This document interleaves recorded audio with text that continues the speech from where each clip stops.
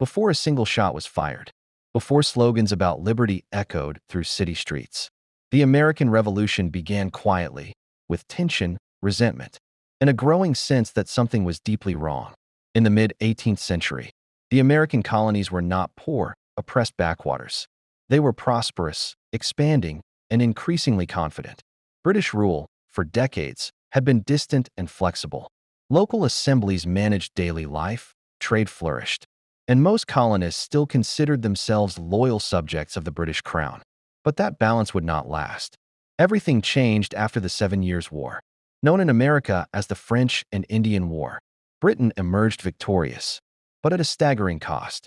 The empire was drowning in debt, and London looked across the Atlantic and saw 13 colonies that were wealthy, populated, and, most importantly, untaxed at the imperial level. From Britain's perspective, it seemed only reasonable that the colonies should help pay for their own defense. For the colonists, it felt like betrayal. New laws arrived one after another. The Sugar Act, the Stamp Act, the Townshend duties. For the first time, Parliament imposed direct taxes on everyday life, documents, newspapers, imports, without colonial representation. The phrase, taxation without representation, was not a slogan invented overnight. It was a legal argument rooted in British political tradition. Colonists believed that if they had no elected voice in Parliament, Parliament had no right to tax them. What made the situation explosive was not just money, but control. British officials began enforcing trade laws more aggressively. Smuggling, once quietly tolerated, was punished. Royal governors overruled colonial legislatures. British soldiers were stationed in colonial cities during peacetime, especially in Boston, a constant reminder of imperial authority. To many colonists, this looked less like protection and more like occupation.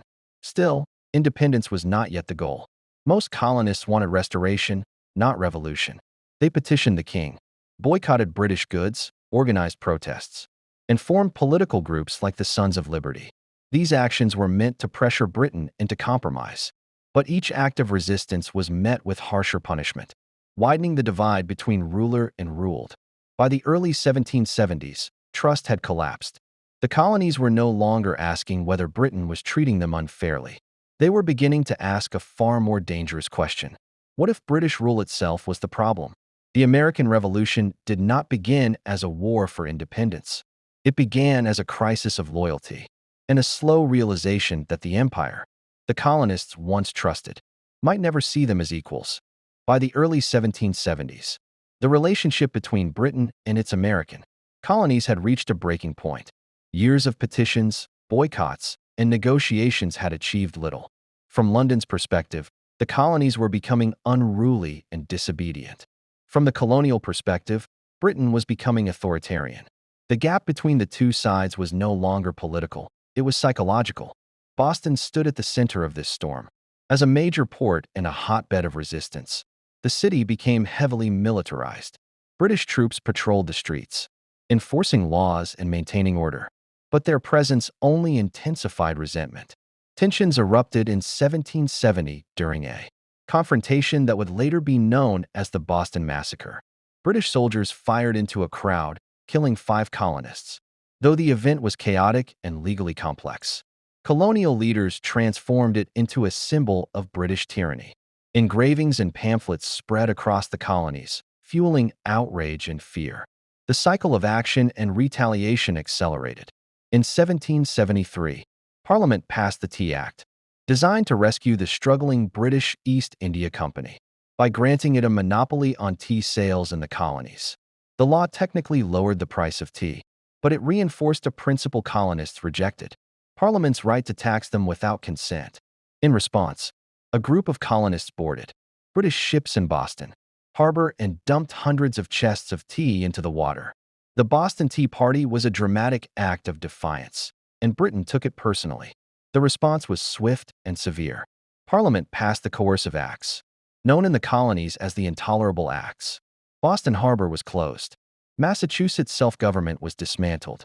British officials accused of crimes were allowed to be tried outside the colonies. To Britain, these measures were necessary to restore order. To the colonies, they confirmed their worst fears. Rights could be taken away at any moment. Instead of isolating Massachusetts, the punishment unified the colonies. Colonial leaders called the First Continental Congress in 1774, bringing representatives together for the first time on such a scale. They did not declare independence. They did not call for war. They coordinated resistance, renewed boycotts, and demanded the repeal of oppressive laws. Yet beneath the diplomacy was a quiet preparation for violence. Militias began training. Weapons were stockpiled. The idea of armed resistance was no longer unthinkable. Britain, meanwhile, prepared to enforce obedience by force. By the spring of 1775, both sides were armed, suspicious, and expecting confrontation. All it would take was a single spark. That spark came at Lexington and Concord, where protest finally ended, and revolution began. When British troops marched out of Boston in April 1775, their mission was simple: seize colonial weapons and arrest rebel leaders. What followed was anything but simple. At Lexington and Concord, shots were fired. By whom? No one could say with certainty, but the consequences were unmistakable. The American Revolutionary War had begun. In the early months, the conflict was chaotic and uncertain. The colonial militias were brave but disorganized, lacking training, supplies, and unified leadership. Britain, by contrast, possessed the most powerful army and navy in the world. Few observers believed the colonies could survive a prolonged war. Yet resistance continued to grow, fueled by the belief that retreat would mean submission. The Second Continental Congress convened soon after fighting broke out. One of its most critical decisions was the appointment of George Washington as commander of the Continental Army. Washington brought discipline, unity, and a sense of legitimacy to the rebel forces. He understood that victory did not require defeating Britain outright, only surviving long enough to make the war too costly to continue. In 1776, the conflict shifted from rebellion to revolution.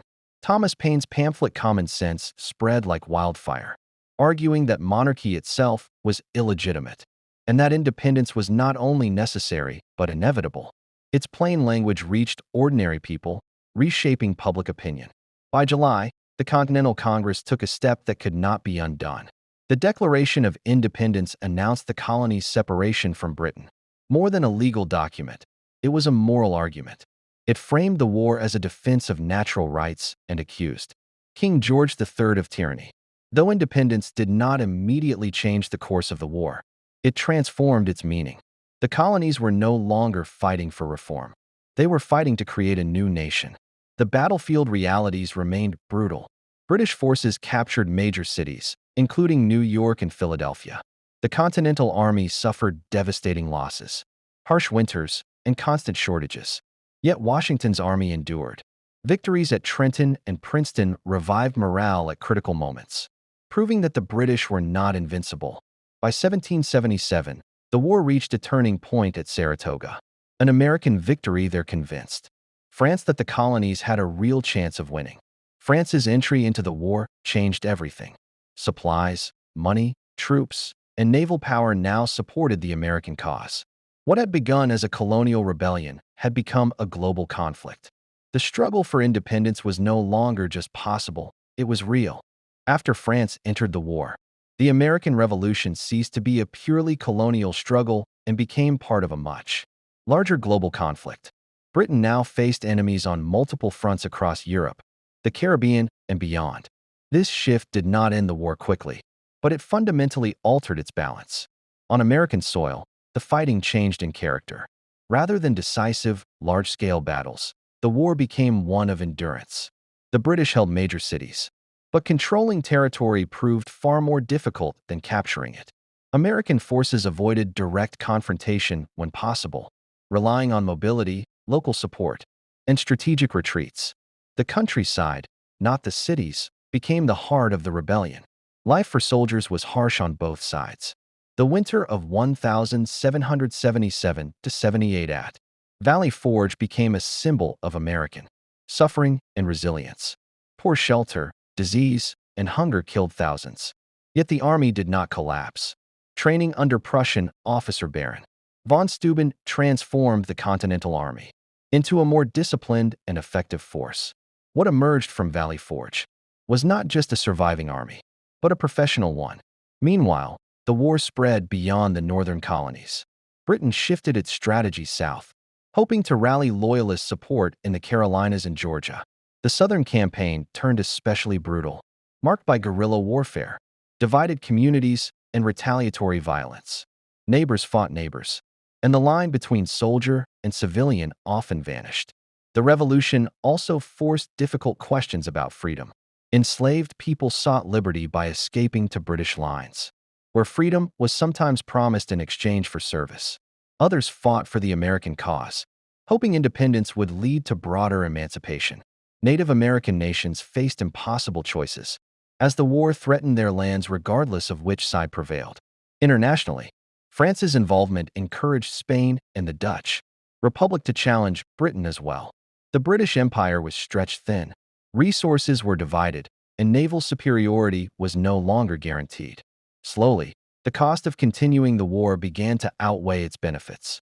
By the early 1780s, neither side could claim complete control, but one side was running out of time. The final chapter of the war would be decided not by conquest, but by coordination, timing, and exhaustion. By 1781, the American Revolutionary War had dragged on for more than 6 exhausting years. Britain still possessed a powerful army, but victory was slipping further out of reach.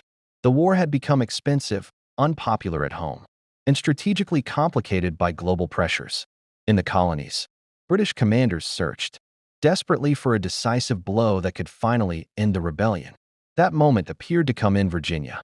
British General Charles Cornwallis moved his forces to the town of Yorktown, believing it could be easily supplied and defended by the Royal Navy. From a military standpoint, the decision made sense. From a strategic one, it proved disastrous.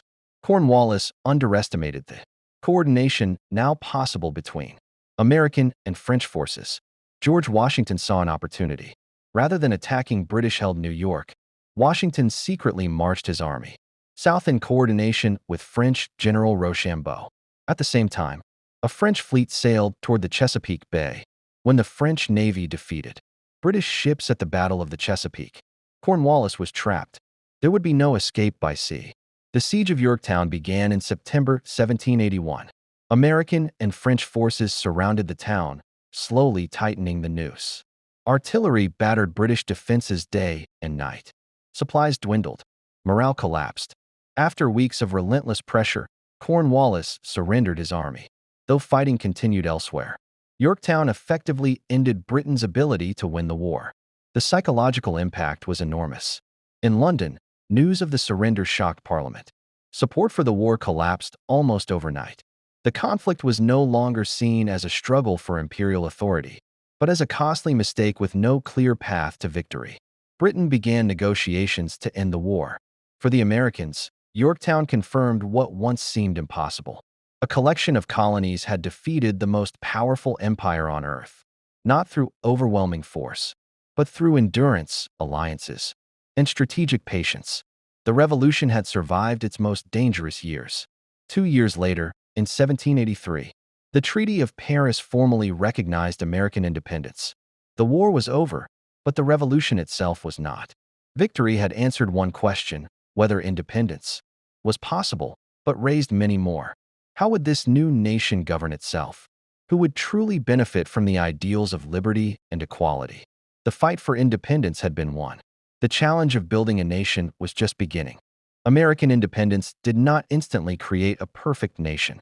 The war had ended, but its consequences were only beginning to unfold. The United States emerged victorious, but deeply fragile. The economy was shattered. Cities lay damaged, trade networks were broken, and the new government was drowning in war debt. The Articles of Confederation, written during the war, proved too weak to manage a growing nation. There was no strong central authority, no power to collect taxes, and no unified economic policy. The revolution had won freedom from Britain, but it had not yet created stability. Socially, the revolution delivered mixed results. For white male property owners, independence expanded political participation and weakened aristocratic control. But for others, the promises of liberty rang hollow. Enslaved Africans remained in bondage. Native Americans lost land as settlers pushed westward. And women, despite their sacrifices during the war, were excluded from political power. The ideals of the revolution were powerful, but unevenly applied. Globally, the American Revolution sent shockwaves. It proved that a colony could successfully overthrow an empire. Revolutionary movements in France, Latin America, and beyond drew inspiration from the American example. The idea that governments derive power from the consent of the governed was no longer theoretical. It had been tested and proven on the battlefield. Within a few years, the United States would attempt to fix its weaknesses.